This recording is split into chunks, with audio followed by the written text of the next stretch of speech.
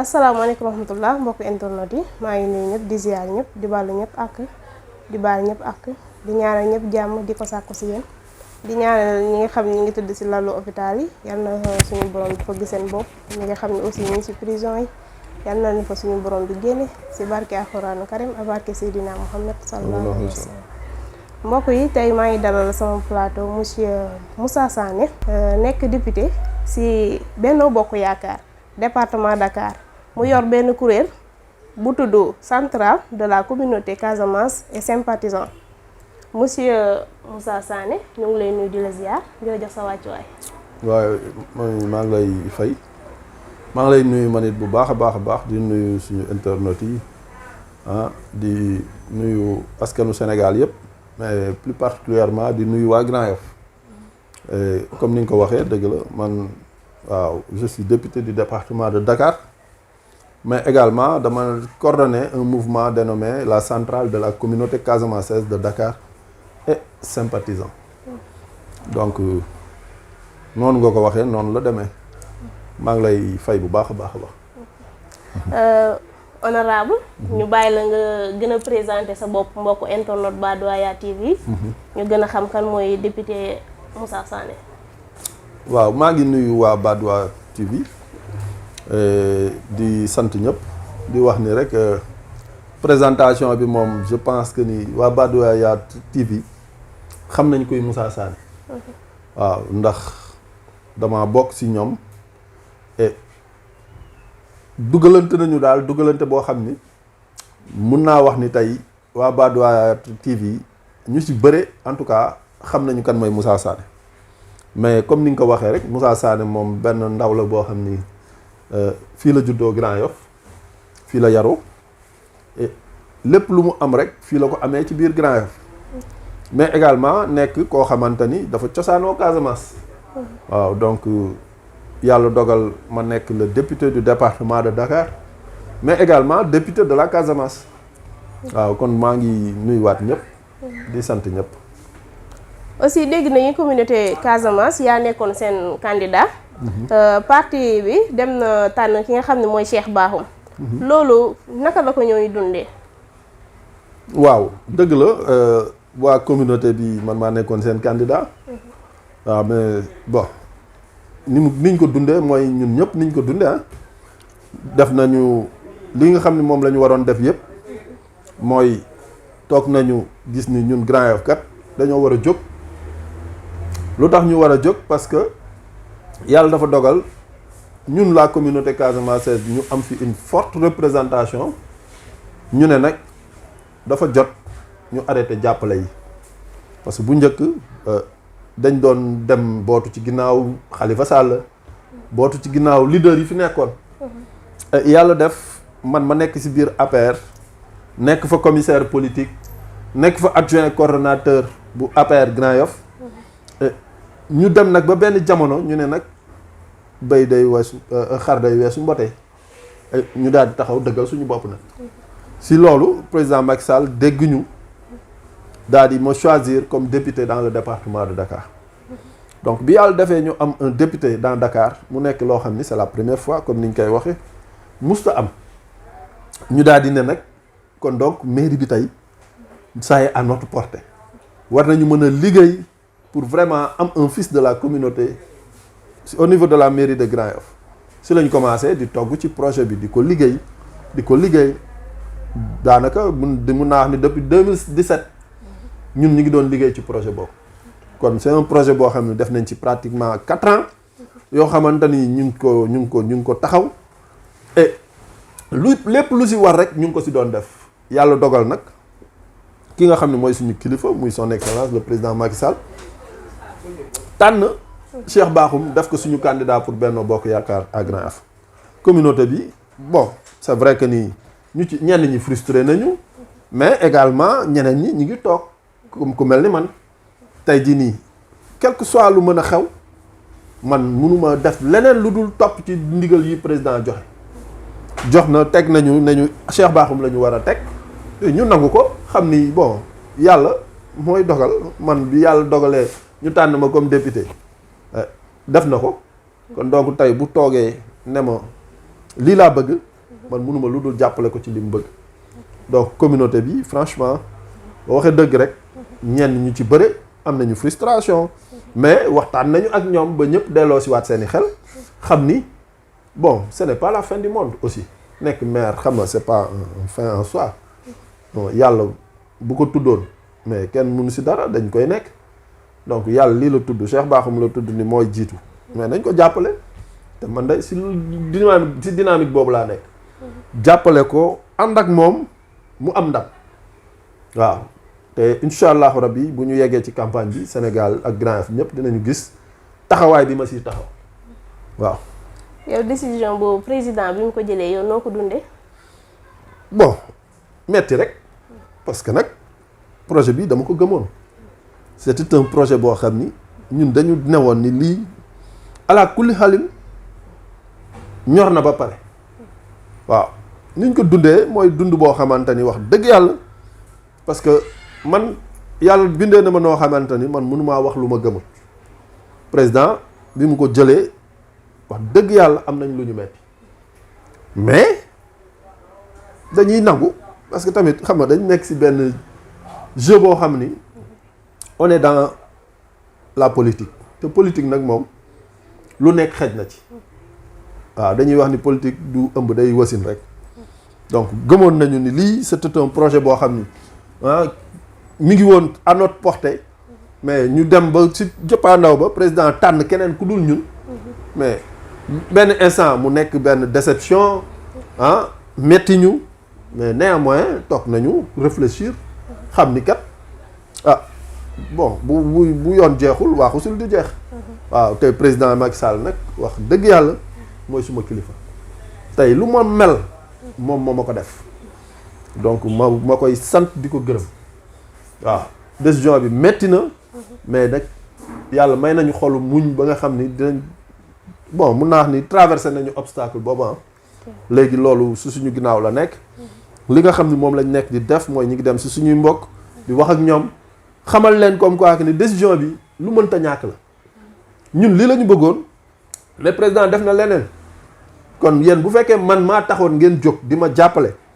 mais je vous en prie ñëw leen ñu continuer le projet ànd ko ak Cheikh Bakhoum jël mairie bu Grand Yoff teg ko ci loxo président Macky Sall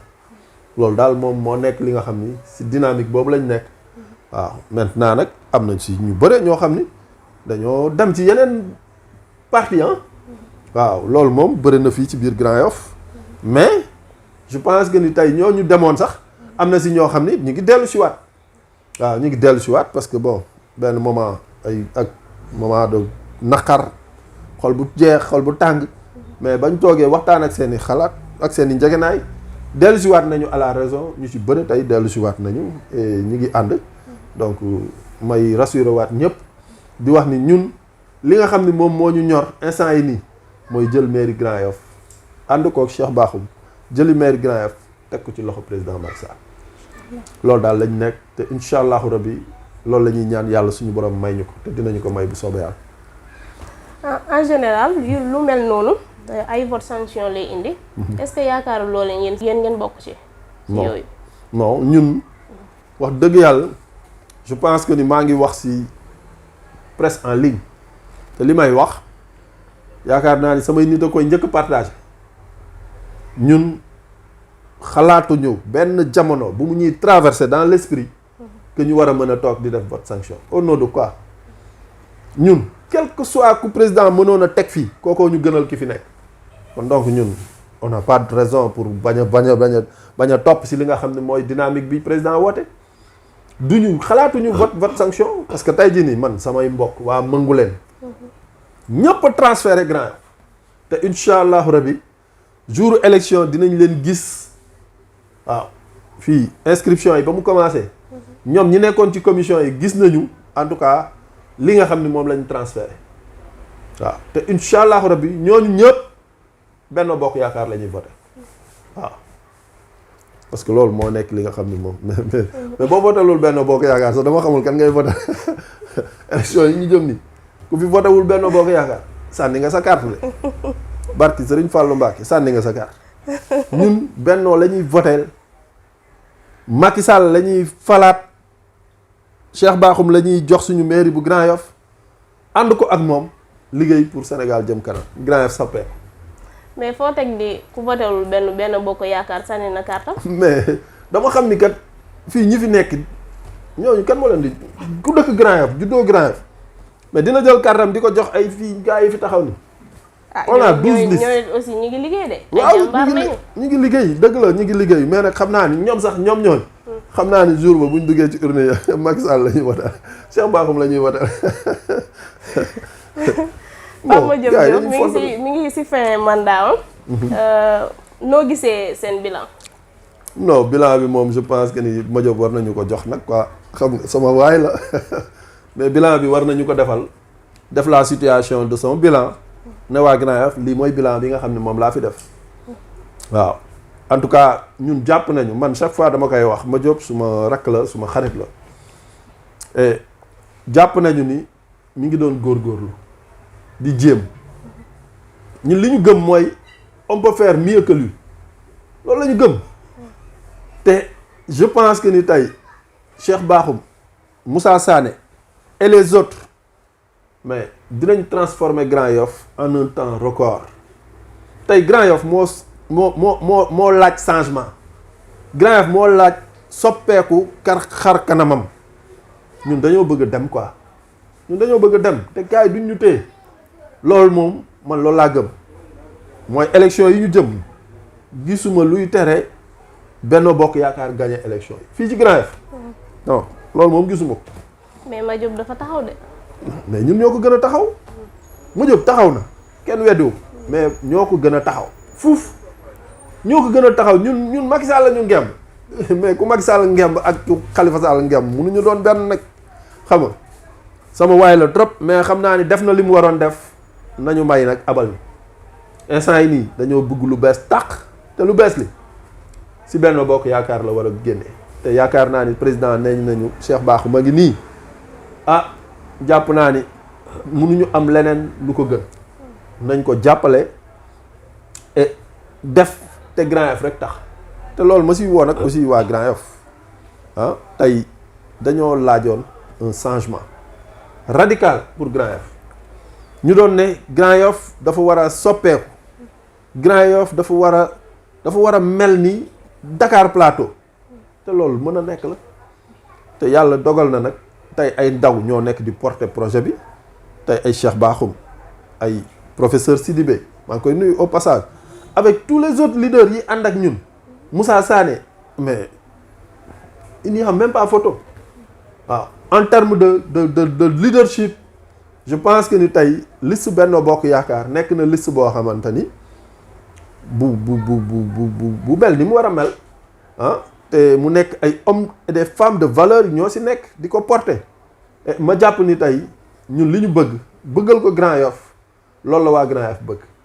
tey waa Grand Yoff ñoom ñëpp nangu nañu ni Macky Sall mi ngi nekk di transformer suñu dëkk tey boo xoolee am nañu chance BRT bi impacté ci suñu commune am na commune yoo xam ne BRT bi jaaru fa xam nga loolu dañ ko war a sante yàlla loolu yëpp ce sera au bénéfice des fils de Grand Yoff et ñu war ko transformer sur autre chose avec Promoville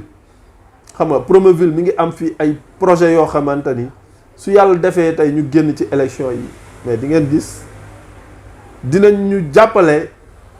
soppi xar kanamu Grand Yoff à tous les niveaux ci ay tali yu bees assainir Grand Yoff parce que tey am nañu canal boo xam ni bassin bi ñu am nii mais boo xoolee avant Macky Sall di ko defar mais da nga doon gis taw bi bu tawoon da nga doon gis Jidda dëkk boobu quartier boobu ñëpp ay taxu mais tey loolu amatu fi nga doon gis ñuy jëlee ay nit ci école yóbbu leen ci école yi yooyu yëpp amatu fi te pourtant taw bi mi ngi taw comme noonu mu doon tawee c'est juste que Macky Sall moo transformé le bassin def fa benn investissement bu 6 milliards tey lu taw ndox mi dinañ ko sànni mu dem géej donc loolu dañ koy santé président Macky Sall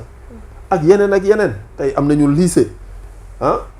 tey ñu ngi préparer suñu 2e commissariat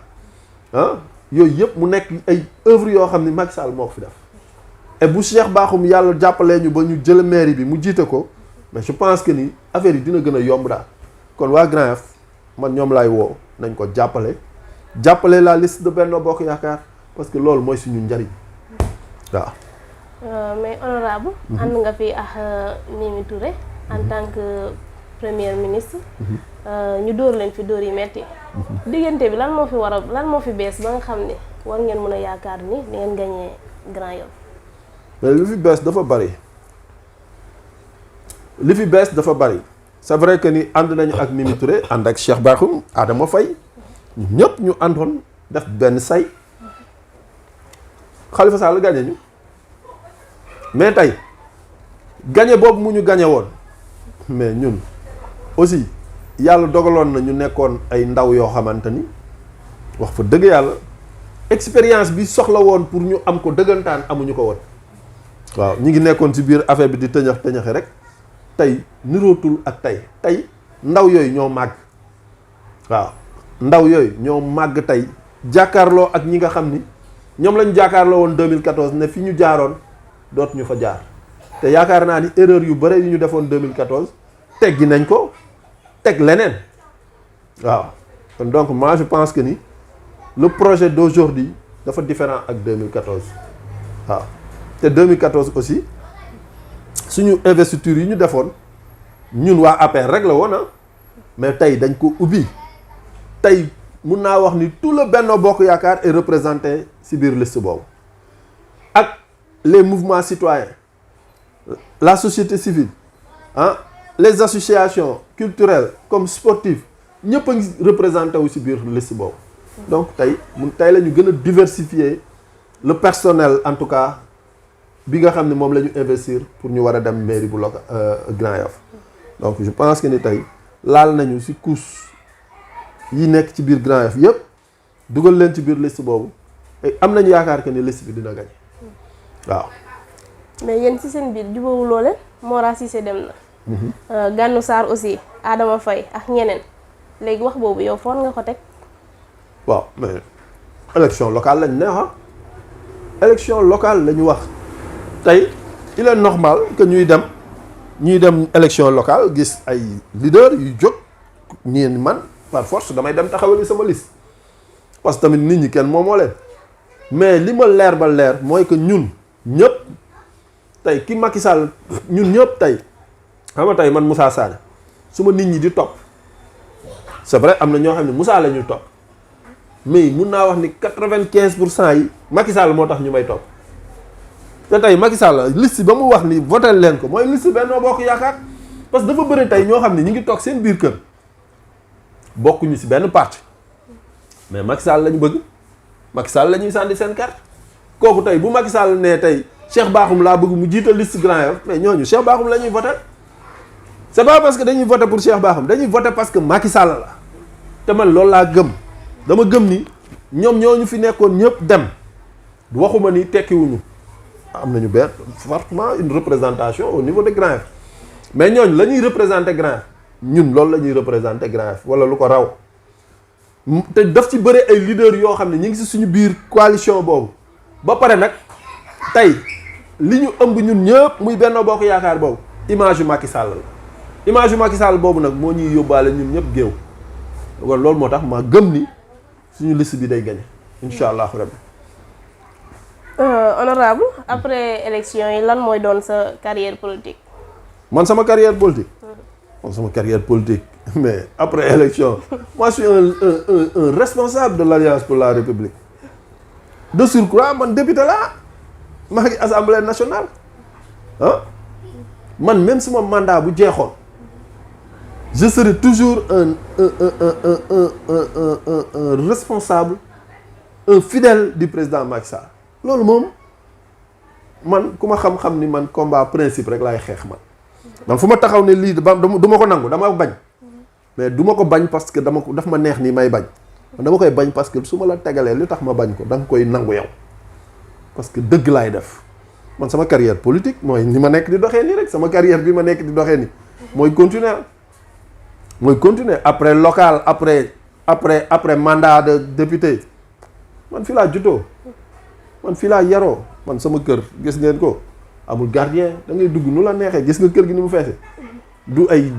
ñii sama waa kër lañu ñii ay militante ak ay militants yoo xam ne si dëkk bi lañu dëkk rek dañuy ñëw toog sama kër di fi yendu di fi def lépp waaw man bu guddi jotee tu vois des gens coucher chez moi comme c'est pas possible waaw mais loolu yëpp nag moom lay won ni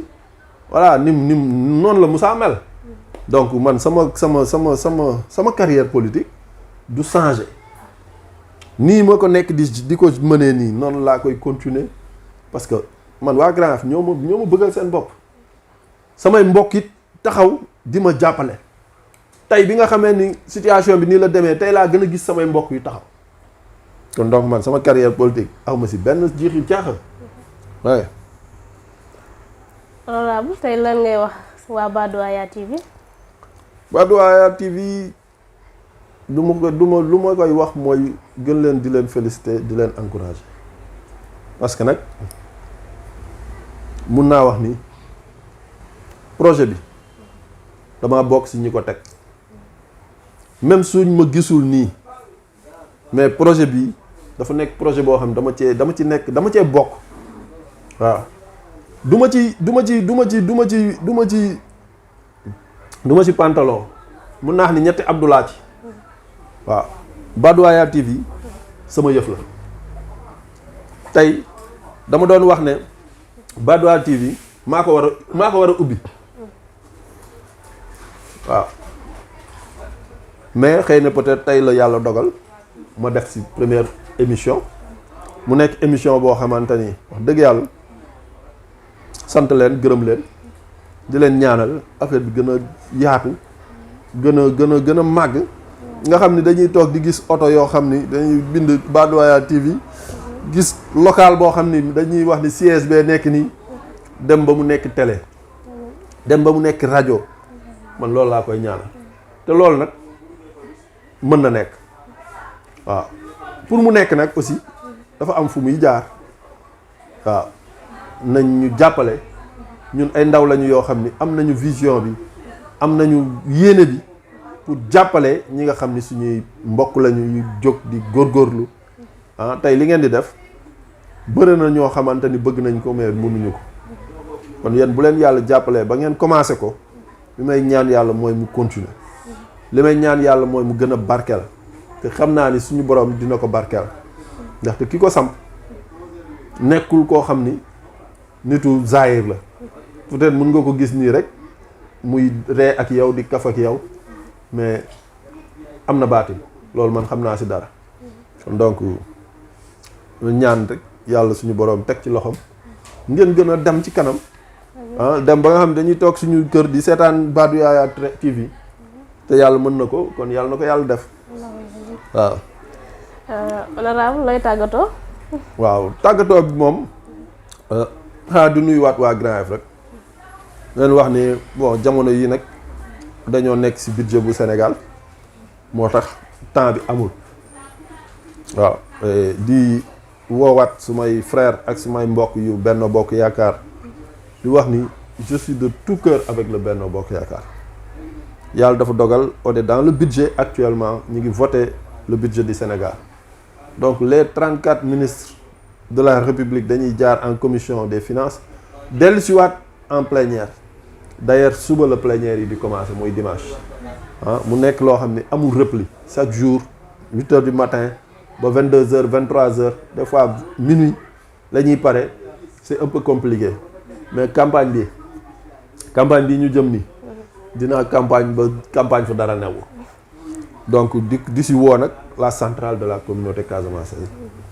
parce que nag ñun yaakaaruñu kenn ku dul la communauté di si woo tous mes parents de la Casamance